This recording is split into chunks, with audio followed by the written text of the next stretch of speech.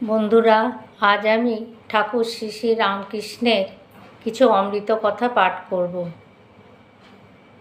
ওং স্থাপকায় চ ধর্মস্য সর্বধর্মস্বরূপিণে অবতার বরিষ্ঠায় রামকৃষ্ণায় তে নমঃ।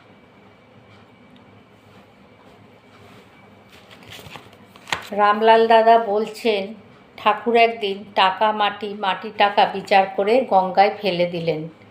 পরক্ষণে দুঃখিত মনে মার মন্দিরে গিয়ে মাকে জানান যে, মা, আমি তো ওই করে বসলুম, কিন্তু যদি মা লক্ষ্মীর কোপে পড়ি, তিনি যদি খ্যাঁট বন্ধ করে দেন তো কি হবে মা? আর আমায় কে খাওয়াবে দেখবে? ঠাকুর আমায় তারপর বলেছিল, ওরে রামলাল, মার কাছে গিয়ে সব বললাম। মা শুনে বলল, তুই লক্ষ্মীর কোপে পড়বি তো বয়ে গেল, তোর ভয় কি? এরা তোর রসোদ্ধার হয়ে খাওয়াবে দেখবে।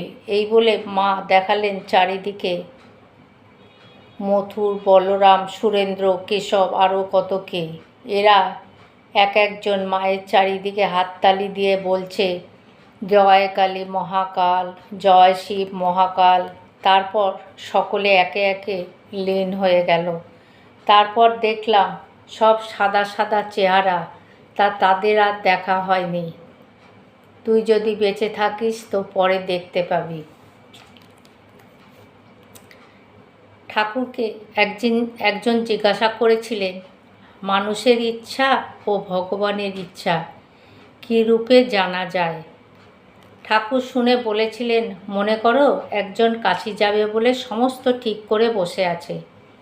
এমন সময় টেলিগ্রাম এলো যে তোমার ভাইয়ের অসুখ যায় অবস্থা, তুমি যদি শীঘ্র আসো তো দেখা হতে পারে। সে তখন ছটফট করে তাড়াতাড়ি বাঁকুড়ায় চলে গেল। কাশী যাওয়ার হলো না। এখন ভেবে দেখো কার ইচ্ছে। কামারপুকুর থেকে এসে ঠাকুরের কাছে আমি সেবা করতাম। তারপর কয়েক মাস পরে ঠাকুরের কাছে যখন ভক্তগণ ক্রমে ক্রমে আসতে শুরু করলেন, তখন একদিন ঠাকুরকে বলেছিলাম, অনেক দিন দেশে যাইনি, একবার মনে করছি দেশে গিয়ে ধান জমি, খাজনা এসব দেখে শুনে আসি। আপনি কি বলেন? ঠাকুর শুনে বললেন, তুই যাবি তো বলছিস, কিন্তু আমায় কে দেখবে? আমি বললাম, কেন, ভক্তরা তো এইবার আসা যাওয়া করছে, ও মধ্যে মধ্যে এখানে রাত্রে থাকেন, তারা দেখবেন। আর আমি তো বেশি দিন থাকবো না, কাজ হয়ে গেলেই চলে আসবো।